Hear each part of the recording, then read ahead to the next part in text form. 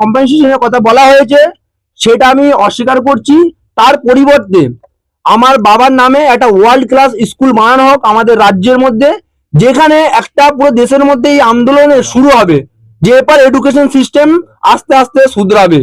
এবার আমরা মাঠে নেমে গেছি এডুকেশন সিস্টেমকে আমরা শুধরিয়ে তারপর আমরা নিঃশ্বাস নেবো, তার আগে আমরা दम ছাড়বো না। आप लोग इस समय जिस गांव में है वहां अंदर आने का रास्ता आप लोगों ने देखा होगा। किस तरह यहाँ पे ना कोई सड़क है ना कोई सिस्टम है, पूरी सड़क पे कीचड़ हुआ है। इस गांव काड़ीशुंडा से बांकुड़ा डिस्ट्रिक्ट में जो ये गांव पड़ता है, वहां से एक लड़का अब्दुल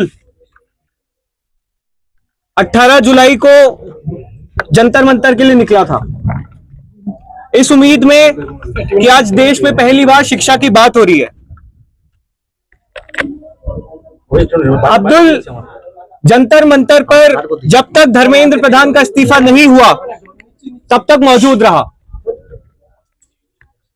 लेकिन वापस आने के बाद यहां का जो भाजपा का एमएलए है निर्मल धारा, उसने और उसके गुंडों ने अब्दुल को धमकाना शुरू किया। अब्दुल को इन लोगों ने आतंकवादी बोला, पाकिस्तानी बोला। जब हमारी स्कूल ठीक करो कैंपेन की शुरुआत हुई तो अब्दुल ने कहा कि वो शिक्षा सुधार के हमारी इस मुहिम में साथ रहेगा और वो सिर्फ इस गांव के हेडमास्टर से काशीनाथ दे, जो खुद भाजपा का एजेंट है, उनसे परमिशन मांगने गया था कि आप परमिशन दे दीजिए, मैं स्कूल देखना चाहता हूं, मैं स्कूल ऑडिट करना चाहता हूं और किस तरह से हमारे गांव का सरकारी स्कूल ठीक हो सके इस बारे में बात करना चाहता हूं। लेकिन इस घटना के बाद काशीनाथ ने भाजपा के गुंडों को इन्फॉर्म किया और जैसे अब्दुल घर पहुंचा, भाजपा के गुंडों ने सबसे पहले तो घर की लाइट काटी और उसके बाद पूरे परिवार पर हमला किया। अब्दुल के आप ये निशान देख सकते हैं। आप सोचिए कि जिसके गले में सरिये के निशान है वो गुंडे क्या सोच कर आए थे। बीच बचाव करने जब पिताजी आए तो उनको भी मारा। इसके बाद भी, इस घटना के बाद भी इंडस पुलिस थाने की पुलिस को कोई फर्क नहीं पड़ा। बिना प्रोटेक्शन के ये परिवार अस्पताल जाता है। अस्पताल में भी भाजपा के 200-300 गुंडे इंतजार कर रहे थे। वहां पे फिर से अब्दुल को और उसके पिताजी को इन्होंने मारा। बंदूक लेकर आए थे, चाकू मारने की भी कोशिश की, लेकिन इस समय पूरे टाइम पुलिस गायब थी। अब्दुल का परिवार जब पुलिस थाने कंप्लेंट लिखाने गया तो भाजपा के गुंडों ने उसको अंदर नहीं घुसने दिया। अब्दुल क्या चाहता था? अब्दुल चाहता था कि इस देश में शिक्षा की बात हो। बंगाल के स्कूल, पिछले कुछ सालों में बंगाल में 8,000 सरकारी स्कूल बंद हुए हैं। बांकुड़ा जिले में 200 स्कूल्स बंद हुए हैं। अब्दुल चाहता था कि स्कूल इसके जिले में भी सुधरे, इसके गांव में भी सुधरे। अब्दुल ने बताया कि जब वो यहां से जा रहा था जंतर मंतर के लिए तो उसके पिताजी ने ये कहा कि तुम देश के लिए लड़ने जा रहे हो, तुम जाओ। अब्दुल के पिताजी सच्चे देशभक्त थे। उन्होंने अपने बच्चे को आगे किया कि वो आगे बढ़कर इस देश में शिक्षा की बात करे। उसको भाजपाई पाकिस्तानी बोलते हैं, आतंकवादी बोलते हैं। असली आतंकवादी भाजपा के वो गुंडे हैं जिन्होंने अब्दुल को और उसके परिवार के साथ इस तरह की मारपीट की, इस तरह की गुंडागर्दी की। भाजपा जिसमें इतना दम नहीं है कि 2 मिनट शिक्षा के मुद्दे पर बात कर सके, जो स्कूल सुधारने के मुद्दे पर काम कर सके, उसको सिर्फ एक चीज आती है, गुंडागर्दी करना, मारपीट करना, हिंसा करना। आतंकवादी बोलना पाकिस्तानी बोलना। हमने बहुत डिटेल में अब्दुल से, इनकी जो मम्मी है उनसे बात की अभी, और दीपके ने भी अभी अब्दुल से वीडियो कॉल के माध्यम से बात की। आज से अब्दुल हमारी जिम्मेदारी है, पूरे देश की जिम्मेदारी है, ना सिर्फ सीजेपी की बल्कि पूरे देश की जिम्मेदारी है। और इस देश में हर वो व्यक्ति जो शिक्षा सुधारने के लिए लड़ रहा है, हम लोग उनके साथ खड़े हैं, उनके पीछे खड़े हैं। हम भाजपा के गुंडों से डरने वाले नहीं हैं। तुम्हारी ये गुंडागर्दी अब और नहीं चलेगी। जितने भी लोग भाजपा के गुंडे चाहे देश के किसी भी कोने में हो, वो अगर ये सोच के बैठे हैं कि उनकी गुंडागर्दी मारपीट से हम डर जाएंगे, तो हम डरने वाले नहीं हैं।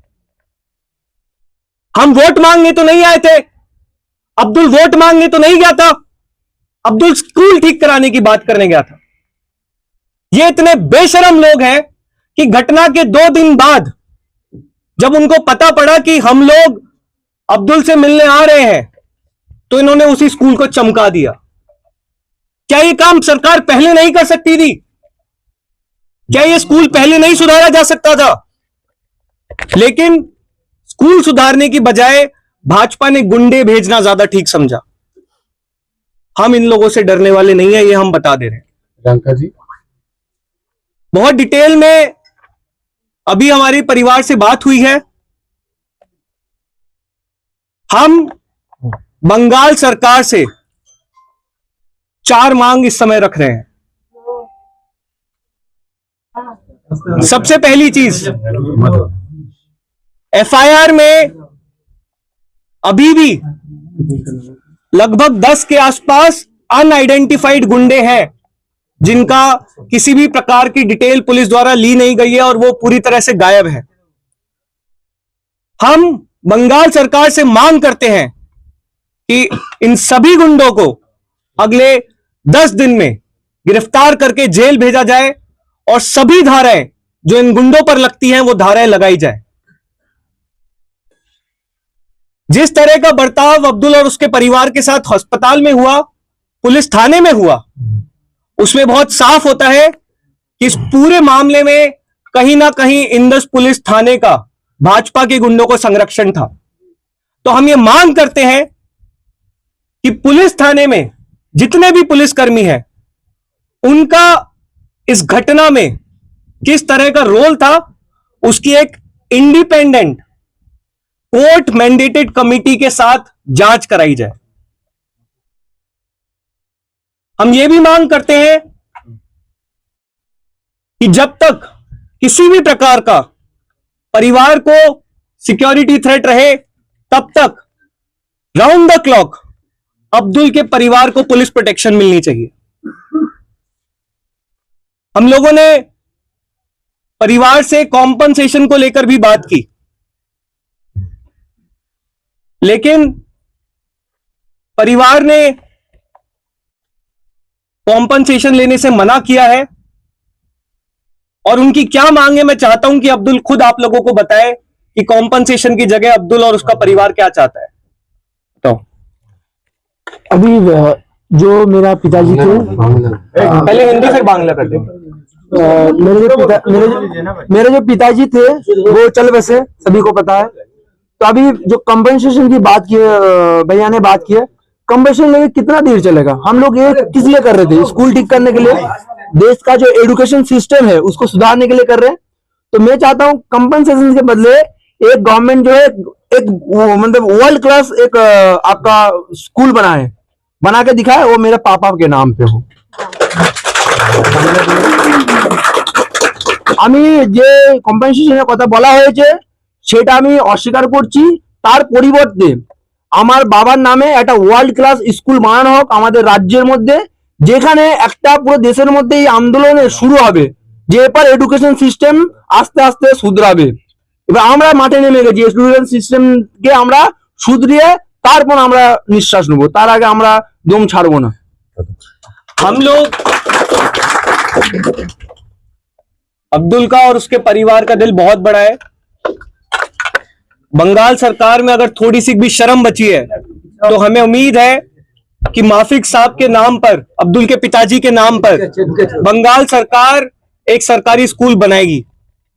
हम इन चारों मांगों के लिए सरकार को 10 दिन का समय दे रहे हैं। 10 दिन में अगर भाजपा के गुंडे गिरफ्तार नहीं हुए और हमारी बाकी मांगे नहीं मानी गई तो हम बांकुड़ा डिस्ट्रिक्ट के जिला दफ्तर का, जिला कार्यालय का घेराव करेंगे और तब तक पीछे नहीं हटेंगे जब तक सारी मांगे मान नहीं जाती। अब्दुल ने कॉम्पनसेशन लेने से मना किया है, लेकिन सीजेपी ने निर्णय लिया है कि हम अब्दुल और उसके परिवार के लिए फंड रेजिंग करेंगे और जितना भी फंड रेज होगा वो सारा का सारा पैसा सीधे अब्दुल के परिवार को दिया जाएगा।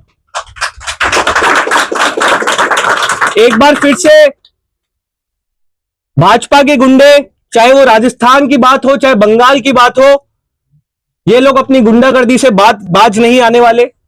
हम लोग शिक्षा की बात कर रहे हैं, ये लोग हिंसा और नफरत की राजनीति कर रहे हैं। लेकिन इनको हम ये बता देना चाहते हैं कि अब तुम्हारा ये गुंडागर्दी, ये हिंसा नहीं चलने वाली।